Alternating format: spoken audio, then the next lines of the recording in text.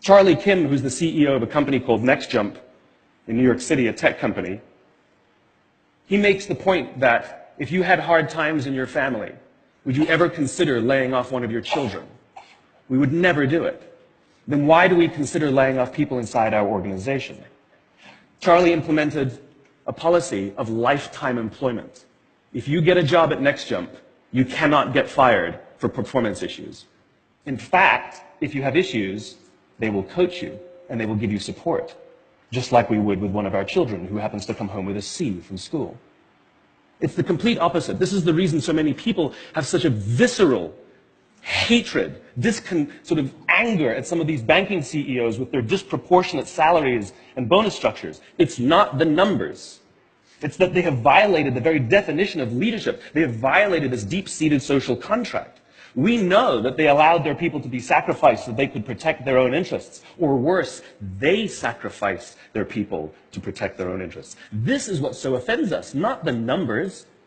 Would anybody be offended if we gave a $150 million bonus to Gandhi? How about a $250 million bonus to Mother Teresa? Do we have an issue with that? None at all. None at all. Great leaders would never sacrifice the people to save the numbers. They would sooner sacrifice the numbers to save the people. Bob Chapman, who runs a large manufacturing company in the Midwest called Barry Waymiller, in 2008, he was hit very hard by the recession, and they lost 30% of their orders overnight. Now, in a large manufacturing company, this is a big deal, and they could no longer afford their labor pool. They needed to save $10 million. So, like so many companies today, the board got together and discussed layoffs. And Bob refused. You see, Bob doesn't believe in head counts. Bob believes in heart counts. And it's much more difficult to simply reduce the heart count.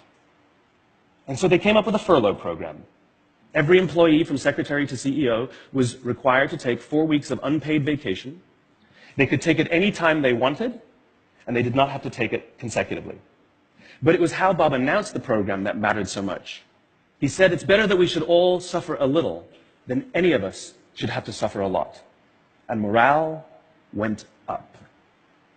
They saved $20 million. And most importantly, as would be expected, when the people feel safe and protected by the leadership in the organization, the natural reaction is to trust and cooperate. And quite spontaneously, nobody expected, people started trading with each other. Those who could afford it more would trade with those who could afford it less. People would take 5 weeks so that somebody else only had to take 3. Leadership is a choice. It is not a rank. I know many people at the senior-most levels of organizations who are absolutely not leaders. They are authorities. And we do what they say because they have authority over us, but we would not follow them. And I know many people who are at the bottoms of organizations who have no authority, and they are absolutely leaders. And this is because they have chosen to look after the person to the left of them, and they have chosen to look after the person to the right of them. This is what a leader is. I heard a story of some Marines who were out in theater, and as is the Marine custom, the officer ate last, and he let his men eat first. And when they were done, there was no food left for him. And when they went back out in the field, his men brought him some of their food so that he may eat. Because that's what happens. We call them leaders because they go first. We call them leaders because they take the risk before anybody else does.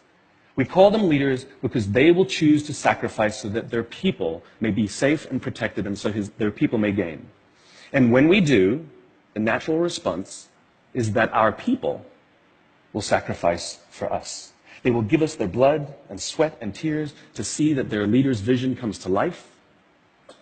And when we ask them, why would you do that? Why would you give your blood and sweat and tears for that person?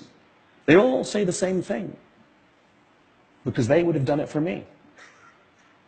And isn't that the organization we would all like to work in? Thank you very much.